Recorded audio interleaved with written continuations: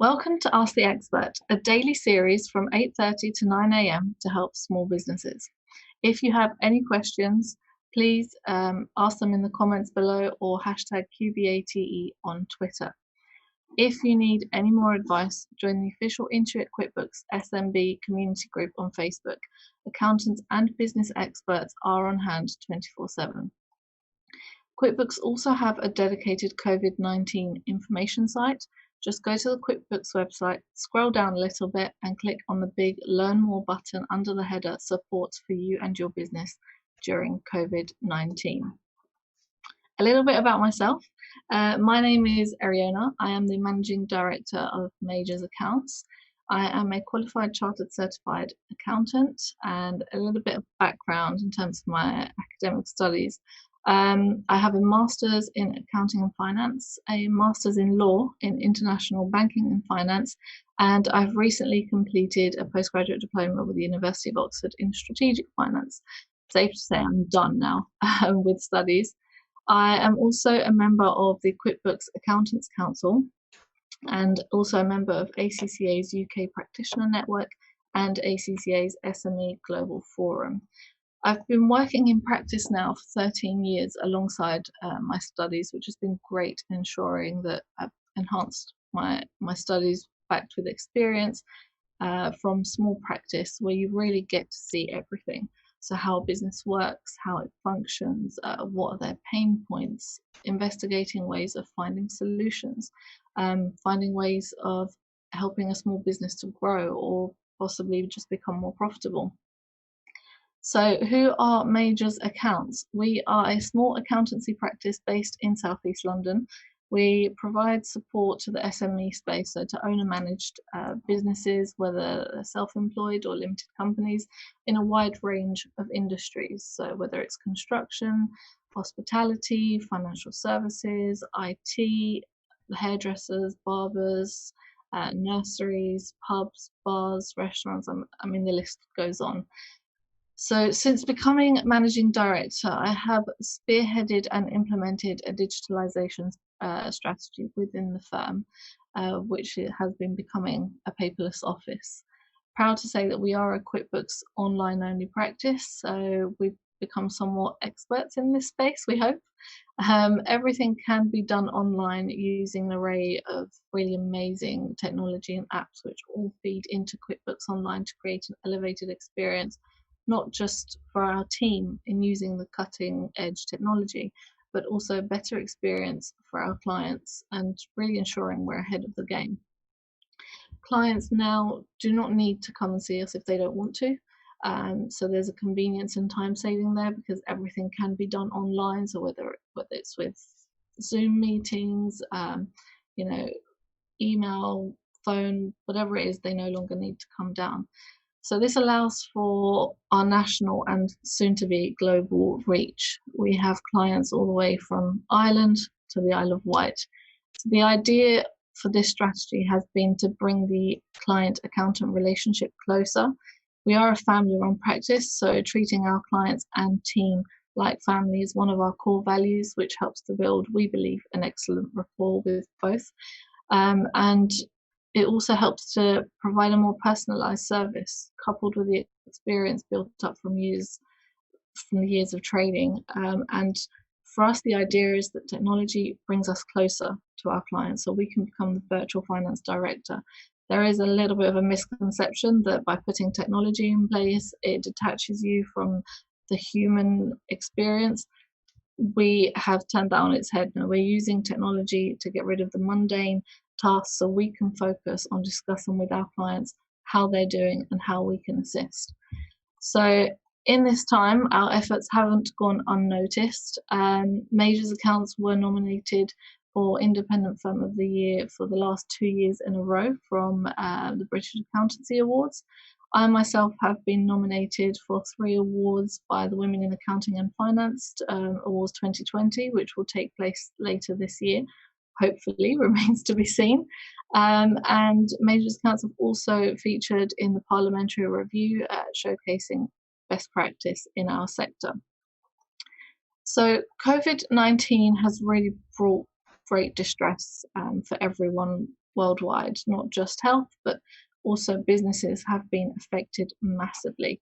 Many have had to close, they're not generating income, and no one really knows what's going to happen or how long will this last. Not many people have planned for this effectively. I mean, I'm not sure how you can plan for a global pandemic, but businesses do not have adequate cash reserves to continue trading.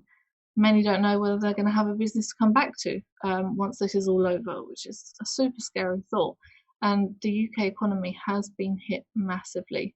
So in this time, businesses have really had to think of innovative ways of pivoting their businesses in order to survive. Some have done this well, some are not sure how to, and they don't feel like there is that option for them. So there have been a lot of government reliefs out there, namely to support businesses.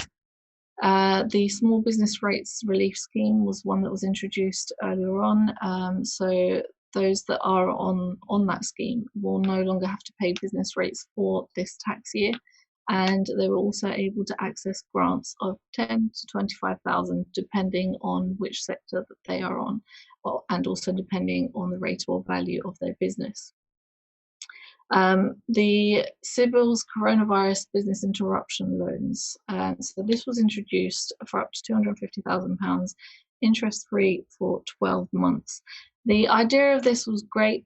The accessibility to it wasn't as great. It's quite difficult to access it, but nevertheless, you know, it's a great help for those who are able to obtain that loan.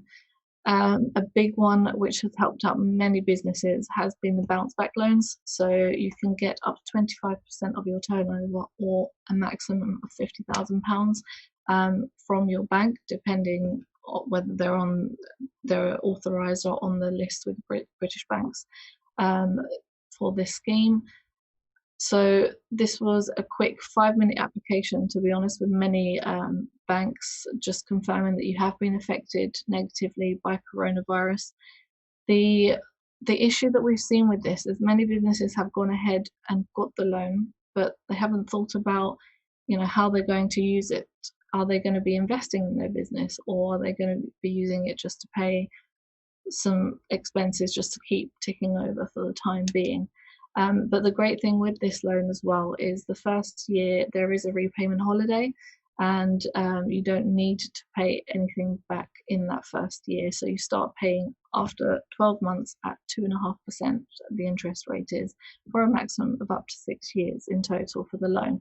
So at least everybody has 12 months to really decide what they're going to be doing with this loan. If once we're all out of this, hopefully that will be soon, you find out that you don't really need it, you can pay a portion of it back, or you can pay the whole amount back. But either way, even the interest rate is not too high anyway, but at least you have that leeway to decide. So recently the self-employed income support scheme was also introduced, which required self-employed individuals who were eligible, so they had submitted at least their 18-19 tax return, and didn't have more than £50,000 of turnover. They were eligible, if they had been affected by coronavirus, for up to £2,500 per month for up to 3 months. A lot of these have been paid out now. The scheme again wasn't too difficult, but they had to make sure that they did it themselves and they didn't get an advisor or an accountant to do so. HMRC did send out an email to everyone saying that they had noticed some people had got their accountants to do it, and as a result their money has been kind of stopped, and the client, so the taxpayer, needs to call HMRC to confirm that the details are correct before any money is released. Now, we don't know whether this is going to be extended, so it remains to be seen. I expect for something to be announced this week or early next week regarding that, but there are some people that have applied for it because according to HMRC they were eligible, but technically they're not. So after all this is done, HMRC will be conducting investigations. So if you're not eligible, there isn't currently a way of repaying it, but at least contact HMRC to say, sorry, it was a mistake, and just to let them know that you've acknowledged it, so you don't get any kind of penalties. I'm gonna start taking some questions now.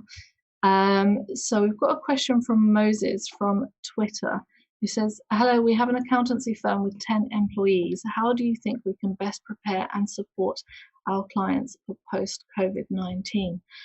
Well, that is a great question. Clients are going to need a lot of support when they do all return to work. That will be finding out kind of what expenses they have, how they are going to be generating income, because a lot of these businesses, when they go back, they're not going to get the same level of income that they had previously.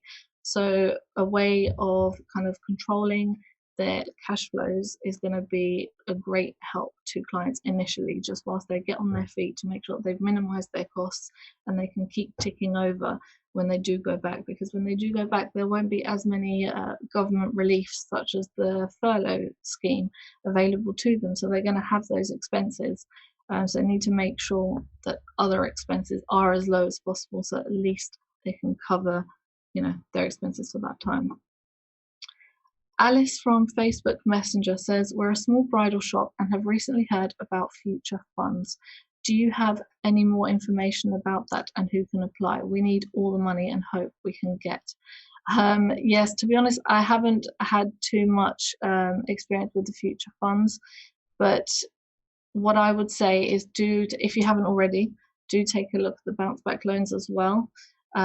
Because that has been a great way of ensuring that you get some income initially, and as I mentioned, you have that 12 months to decide what you want to do with that money. So if you find out that you don't need it, you can pay it back, but either way it will be a great help for you, and the easiest way currently to get loans. I know I've had some clients that were trying to get loans pre-coronavirus and were really struggling, but as soon as these new schemes came into place, you know, it took 10-15 minutes or so to get a loan that they'd been working for months to try to get, and interest rates which are so much more favorable than you would have got elsewhere, really. We have a question from Fabrice from Facebook Messenger. Hi Eriona, I'm wondering, as a sole trader, do I have to open a business account to be granted a business loan? So as a sole trader, if you have a business account anyway, so when I say business account, so you have an account that's in your own name, so it depends how you've set up. What I recommend to all my clients is try to open a separate current account for your business. Again, this will be in your name as well, but when you go to the bank, make sure that you distinguish the two. The reason for that is it's a lot cleaner. It's a lot easier for you to kind of see what's money for the business and what's your own money that you can spend. And I say to them, have all your income and expenses that's relating to the business in a separate business account, and anything that's left over or you need money to pay your rent or for your expenses, transfer that money over to your personal account. This is also a lot better if there is an investigation with HMRC, just because, you know, if they want to know the information of your business, you've got it all in one place. You don't have them looking through your personal accounts, questioning absolutely everything that goes in and out of there, saying, yeah, but have you claimed this or have you claimed that? And you don't really want to have those kind of conversations. But if you have been using a business account, whether it's, you know, mixed, you've only got one account, you should be able to claim for the loan for that anyway, as long as your bank is part of this scheme, if you're looking for the scheme. If not, then you still can get a loan generally with any other finance houses or institutions, whether it's the same or not. But I definitely would recommend splitting the two just for ease for yourself. So we have a question from Olivia from Twitter. She says, hi, congratulations on your nominee for Accounting Woman of the Year award. As a female, I also want to make an impact. Do you have any advice for this? Thank you so much, Olivia. It was quite a surprise, but years and years of hard work. I generally, to be honest, put my head down and just got on with work, and I had a goal and I wanted to make sure that I could, you know, make an impact as well and be somebody one day. And I wasn't sure how I was going to get there. And this is how I make all my plans. I will have a 5 or 10 year plan of where I want to be, but I don't focus on the details initially, because your path can be deviated in all sorts of ways, and there are a million ways of getting to where you want to be. So as long as you have a goal in mind, you will find a way to get there. But obviously, I'm sure, as you know, hard work, it's kind of the only way of getting there. We have another question from Tatiana from Twitter, who says, I have an employee who is currently on furlough, 80% of pay. To date, she has not taken any annual leave this year. There are only 2 of us in the business, and it will suffer if she has to take 6 weeks or more off as annual leave next year. I was wondering if it's possible to enforce her to take some time off it whilst on furlough, but to pay 100% salary. So that is one way that you could do it. They have changed the annual leave rules as a result of coronavirus, so they can be rolled over for up to 2 years. So it doesn't necessarily all have to be taken in the next year. But definitely, I think that will be conversations to be had with the employee to say, you know, you need to be taking some time off to help us out, because when we come back, we're going to need you more than ever, and we can't afford you taking too much annual leave off. I've kind of done the same thing with my staff, although they're not furloughed, but during this time I am encouraging, you know, work as much as we can at the moment, but we need to be working out the annual leave. So they are taking off leave regularly. It may not be necessarily a whole week or 2 all in one go. It could be a day here or a day there, just to ease things out. But that is one way that you could do that, increase her salary to 100%. So you claim the 80% from the government and 20% that you top up yourself. We have a question from Duncan from Twitter. It says, what are the top advantages of using cloud software compared to desktop? I'm hoping to help influence our businesses to switch to the cloud. So I am so pro cloud, it's unbelievable. Any software that we've had on the desktop, I'm looking at any solutions that I can to make sure that we go to the cloud. The main advantages are you can access your information wherever you are. There are no more restrictions to say, oh, hold on a second, wait till I need to get to the office, or I need to get home to my computer. I've got the information on there. You've got the information to hand wherever you are. So for me, one of the advantages as well is being able to work, you know, if we go on holiday, which is probably not the best place to work, but there are emergencies, and entrepreneurs, they wear all hats in a business, so they can't afford to switch off. If there's an emergency, they have to be available. They can't say, sorry, I'm on holiday, call back in a couple of weeks. In a couple of weeks, everything could be destroyed by then. So definitely that's one of the best features for me. And also a lot of cloud technology now integrates with each other with so many other apps. So you can create so many efficiencies that way. It's unreal. And also the opportunity to grow. So I know many businesses who they need a lot more staff, but they can't fit them in their building. They can't afford to buy another building or lease another building, but they need to grow. In the future they may, but currently not. So if you have cloud technology, you're able to grow by having staff, you know, working from home or remotely from anywhere. I know there are businesses that are situated, say, in England, and their staff are in Scotland, Ireland, anywhere, and they don't necessarily have that expense of an office either. So definitely, you know, that's how I would explain it. Cloud technology really facilitates so many things, including growth. If they want to grow, that's definitely the way to go. We have a question from Shivan from Facebook Messenger. So they say, hi, what advice are you giving to clients who are preparing their accounts as we emerge out of and after lockdown? So in terms of the advice that you mentioned on when they're preparing their accounts, there's not much advice other than, you know, keep all the correct paperwork as usual, even during this period, because some can get a bit lax, thinking it's fine, we don't need to keep this or that. So that's one of the main things that I'm pushing. But as we come out of lockdown, I am using this time actually at the moment to try and push as many people onto so many cloud softwares, so things like Receipt Bank and things like that. So now has been the perfect opportunity to get them used to the softwares and familiar with them. So when they do go back out to work, they're used to using them, and it will kind of come second nature. And the idea is that we can help them out on a more regular basis. Whereas if they're bringing us paperwork, say 9 months after the year end, not much we can advise on 9 months after. Whatever's happened has already happened. We can advise them just from that moment on for the next year. So really use this time efficiently to speak to your clients, to get them on different softwares. They have the time available right now. Before, they were always busy, understandable, but right now so many are kind of sitting at home and thinking what they can do next. So that's definitely what we're using the time for at the moment. Louise from Twitter says, how many of these video webinars do you do these days? Post-lockdown, will this continue, or will you be more face-to-face? So these video webinars, I've luckily been involved in quite a few during this period, which I think, well, I hope has helped out a lot of people.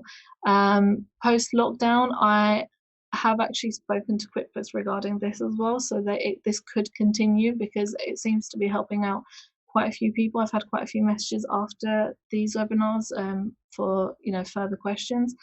Us as a practice as well, we have been conducting quite a few webinars. I would like to encourage webinars and kind of face-to-face, meetings, conference calls and things like that, just because I think it's easier for everybody, and there's no need to travel. With technology now, we can show everybody what we need to by sharing our screen, and we get a lot out of the meeting.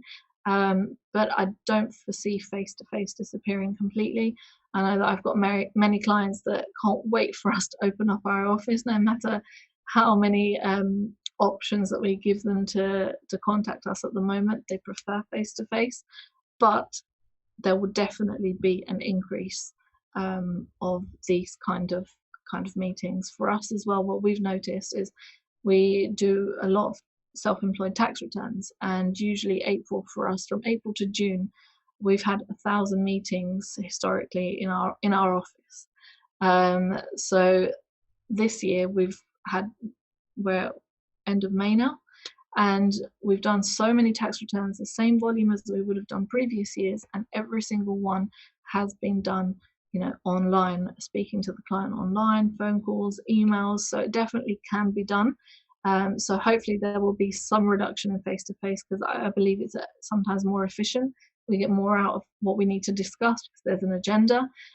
Whereas sometimes when people tend to come to the office, it's great for the rapport, but we do sometimes lose track of what we need to do. It takes longer than it usually would. Mick from Facebook says, the government always seems to be changing guidance on new loans are introduced, and it can get overwhelming, the thought of missing something that will be crucial for my business. What would you advise so I keep fully informed about everything all the time? So the QuickBooks SME community group is one place that people are always contributing to that, so I doubt you will ever miss anything there. As soon as something is announced, it will be in there. Your accountant as well. I don't know whether you're an accountant or business owner, but either way, the accountant, we have to be keeping up to date with everything that's coming out. So I know for our clients, we're updating our website, we're updating our app with the dedicated COVID-19 section. So as soon as something else is announced, it will be on there.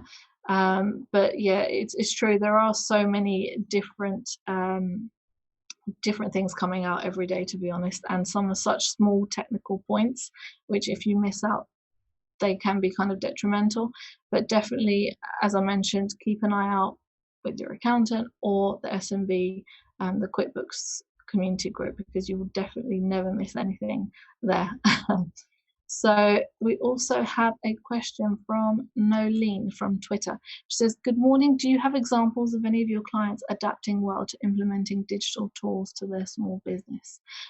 Yes, we do. We have quite a few. So we've been working on this for the last couple of years now, and we've seen huge efficiencies for a lot of our businesses, namely in the construction industry and also in the hospitality sector as well. So apps like Receipt Bank and integrations with QuickBooks and the bank feeds. It just saves so much of their time. So they're no longer sending us anything. We're able to work on their accounts on a monthly basis. So we're able to see exactly what's going on.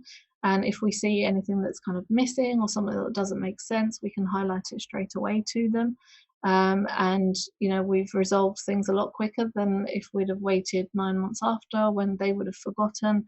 Then they get frustrated because they just want to get things done, and they don't kind of understand why we're asking so many questions. And it's a lot better for them basically this way. But also a lot of clients that are using payment facilities and chasing, and they're able to get paid a lot quicker with different apps like Go Cardless, which also feed into QuickBooks. So it's amazing to raise your invoices in QuickBooks and you know that the chasing is done for you as long as people signed up with direct debits. So we have another question from Alex from Twitter. Am I able to pay the bounce back loan scheme back early? I don't want to have a debt that I owe looming over me once we're out of this. So absolutely, especially within that 12 months, you wouldn't have incurred any interest either. So if you do feel that you don't need that loan, you may as well pay it back. And this is something that a lot of people are not realizing with these loans. They've all kind of gone headfirst into getting it, which I totally understand. They want to make sure that they can survive and they have enough money to be able to do so. But don't forget, these aren't grants, they are loans which will need to be paid back. And after that 12-month period of the repayment holiday is over, you're going to have a sizable amount which will need to be paid each and every month back to the bank. And you have to factor in, will your business have enough activity to be able to cover those costs? It may do, and it will be fine. For many, it will be fine, but for others, it may take a lot longer to get back to where they were previously to be able to pay that loan. So if you can afford to pay it back, do. Really, you need to speak to your accountant on kind of seeing what are the costs and benefits associated with paying it back, because you could use that money to potentially grow or invest in more efficient technology or assets to be able to become more profitable. Or maybe you don't need it at all because you're profitable enough. It really depends on where you want to be with your business moving forward. So we've got one last question from Nicole from Facebook. Says, what are the biggest opportunities for those thinking of starting a new business right now? So as with anything, many people have struggled right now, but there are so many people that have found business opportunities during this time. And I think that if you have, an idea, now will be the best time to try it out, because you've got that time to really plan properly. Essentially, you've got not much to lose at the moment. But so many businesses are starting online, and businesses who are actually traditional as well, they've pivoted and gone online, and they found a whole new income stream. So when we do go back to normal, they've now got two separate income streams, one that could be on the high street or their traditional ways of working, and a new one that kind of allows them to scale and grow, possibly even a lot bigger than they were before. And it may be their new way of working. So I do think that online is one of the ways to go right now, because I know that everybody, for example, can't go shopping or can't go out as easily. Everyone's getting everything delivered. So definitely that's one thing to look at for time being. Okay, we have, let's see. Right, unfortunately, that is it from me today. If you have any questions, please do get in touch with the QuickBooks support team on Facebook, or myself as well from Majors Accounts by email at info@majorsaccounts.com. We are also on all social media platforms, so whether that's LinkedIn, Instagram, Twitter, or Facebook. And please do keep an eye out for our website on the news section. We are updating that regularly. So coming up on Ask the Expert tomorrow is Alex Schlagman, founding partner of SaveTheHighStreet.org. A reminder that if you need any more advice, please do join the official Intuit QuickBooks SMB community group on Facebook. There are accountants and business experts on hand 24/7. Thank you so much for listening to me this morning. Have a great rest of the week and stay safe.